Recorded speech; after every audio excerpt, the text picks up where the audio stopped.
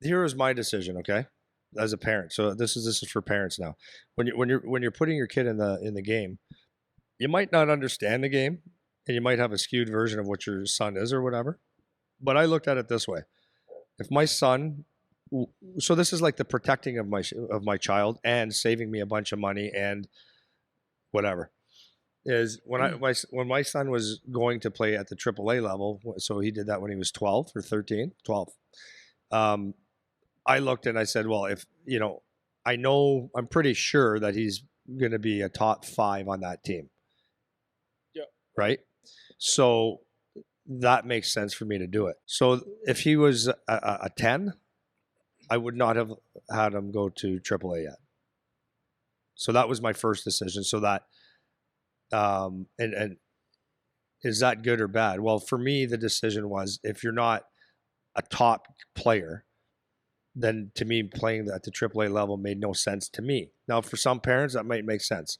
But for me, it made zero sense for my son to be an average player playing AAA and not because he would probably do better at a AA level of development, or he's just not that good of a hockey player. So I'm not going to invest all kinds of time, money, energy, and fake my way through. Oh, my kid's like a superstar hockey player. He's average. That's what he would have been, average. Yeah. So at average, I'm not going to go to the highest level because part of it is because I understand where an average player ends up at 16 or 17 or 18, right? It was kind of like, I'm not going to invest the time, the energy, the money, and, it's a lot of resources, and dial him in to something that he could never be. Yeah. So because he had a huge desire, had talent, was willing to do the work, and the mental focus, I said, yeah, let's go for sure. Okay, so that's that. But at the same time, as a dad, as a mom, I'm not the mom, by the way, my wife was. And the people around him all the time were always telling him proper stuff. Do you know what I mean? So it was always about hard work. It was always about learning details. It was always about learning a 200-foot game. It was always telling him beforehand that, like I told Charlie, I said, your biggest issue you're going to have going through minor hockey is me. And people might say, well, you would be the biggest asset to him. And yeah, sort of, kind of. The asset that I was to him is that I had experience. The asset that I had to him is that he was hanging around with actual hockey players, professional and junior hockey players his whole life, and that he had access to ice basically whenever he wanted in my training or our training systems and stuff. So that was the asset. But the biggest thing was, and make no mistake about this, is there is a jealousy factor, or it would be nice to see this kid fail. That's reality. So I prepared him for that, and I think every parent needs to do that. So like if you're looking at a kid if you're looking at the kid and it's like because a lot of teams do this, right? They sign players early and then they got like maybe 4 spots left. So if you're like 7, 8, 9 or 10, 11, 12, then you got to have a talk with your kid to say like, all right, so we know where you stand. There's no, don't sugarcoat it. You know where you stand. So might be a harder year than you think you're going to have. Doesn't mean you can't be good. You have to work for everything you get and all those kind of talks. Right? Yeah, absolutely. Or just your kid's personality.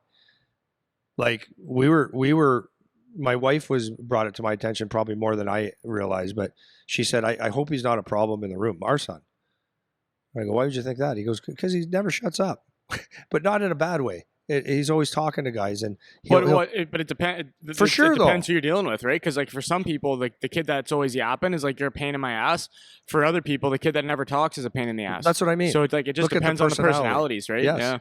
Yeah. So like with my kid on the bench, it could be, come on, guys, like, or the coach could hear him say, if you get that deep, I'll do this, you do this, or whatever. They're having actually a constructive hockey talk. The coach might look at that and say, look, you think you know everything, eh? Yeah. You know what I mean? Absolutely. Dude, that happened to me in junior. I remember my last year. I've talked about this coach a bunch, that just me and him were no way, man. We did not mix. And I remember him doing that exact thing to me on the bench. Like me, like trying to keep the boys up or whatever, talking on the bench, and him looking me right in the face and saying, that's enough. Like, stop talking. And I'm just like, oh, okay. Like, right? Where it's just like, you think you're doing something for the team and the personalities just don't jive. And, but that's good. That's a good outline, because parents have to keep that in mind so that you don't get into a situation like we're talking about in this video. You can do things for your kid to get them set up and get them prepared to deal with a coach like that, or put them in a better situation where they'll be more successful, right? Because to a certain degree, you want your kid to face adversity and have to battle and those types of things. You do. But you don't want them to be in such a so behind the eight ball, or it's just a losing battle, that there's no way they'll ever be rewarded because they're just not good enough, or they just don't care enough. And that's kind of where, if you're like more of a bottom end player on a AAA team, that's kind of where you can start to think about, okay, maybe if we go play it in the AA atmosphere, maybe that's actually better for the kid. It's better. He'll be a better player. He'll be one of the better players there. He'll get more ice there, and he'll maybe have that confidence of playing again, where you don't feel like you're just getting buried on a AAA team when you're 14 or whatever. It's like, because it's not necessary. You know? As we're talking about this, what's going through my mind is that the comments on this one is going to be, well, yeah, well, so you're saying if your kid's not the best, not to challenge. I know where this is going. Oh yeah, for sure. So funny. For sure. And on the other side is, I know this as a trainer and as a coach, is a kid's body language. This is another thing parents have to kind of like help your kid. So if your kid is like super quiet, never looks someone in the eye, super shy, looks disinterested, that's exactly what they're going to look like to the coach. Okay. So you try to teach your kid to look guys in the eye, to be assertive in their speaking and in their play. And because you don't want the coach questioning, like, yeah, I don't really actually think the kid wants to be here. Yeah. Right. Sure. So it's like, there's a lot of things you could do as a parent to dial it in. And then the lessons that happen, like, there are going to be things that happen, good and bad, right? Like, and some kids are going to have a hard time. And I don't know, and I actually, being sincere about this, I don't know if quitting is the best answer, or if it's really bad. I don't know. Because you don't want to teach your kid to quit. So, if you're having a rough year where you got a coach that's like all over you, or not giving you a lot of ice and stuff like that, as a parent, you don't want to total baby them, and you do want to teach them about the life lessons, right? The hard work, and about the people that are around you and how to deal with them. And the worst thing though is to say it's not that it's not fair, but You're a victim. You don't want to always be a victim. Yeah. That's exactly what it is. You don't want to be a victim. You want to work hard and find pride within yourself and the family that you found small victories. Yeah, for sure. You know what I mean? I'm thinking of so kind of along the same lines, is you have to be able to balance both sides of it, right? The challenge part, which is it's huge, man. You have to be able to put your kid in a situation where they have to battle, but they have to be in an environment where they can get a win here and there. Like right? an individual. Yes. Like, it can't just be only a battle. Like, there has to be some battle, but they have to be able to win. And this is like, it goes down to the way that the brain works, man.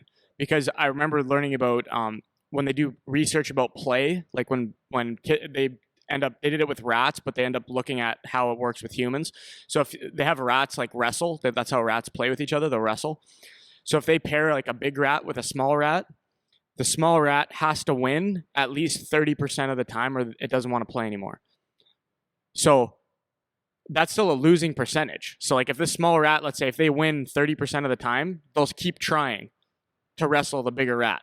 Yeah. If they think they have a chance. They think they have a chance. If they can win 30% of the time, they can see like, okay, maybe I can make progress. Maybe I can at some point, I'll be able to beat this thing that I'm battling against, even though it's only 30%. A 30% win percentage sucks. Like, you're no good if it's 30%, right? So they need to be given a bone here and there, right? It can't be something where it's such a battle that they can never win. They have to be able to get a win here and there, or they're just going to quit. And everybody knows that. Like, if you keep doing anything over and over and over and you always suck at it, you stop doing that thing. If you play guitar and every time you play it, you break a string because you're so bad, you're not going to play anymore. You don't want to do that. You'll go do something else. So in this environment, that's me with computers. Yeah, that's right. Eric. How do I turn this on? Yeah, it's exactly it. Just email it. So keep that in mind though, because that's exactly it, man. You don't want your kid to quit. You want him to have to battle, but you don't want him to quit.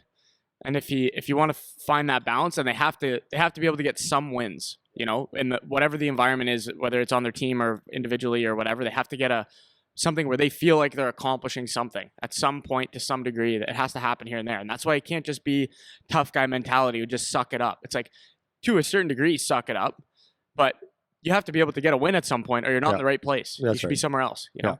So, and then from the coach's perspective, hopefully you recognize that the kid needs a win. Needs a win. This is what we're saying.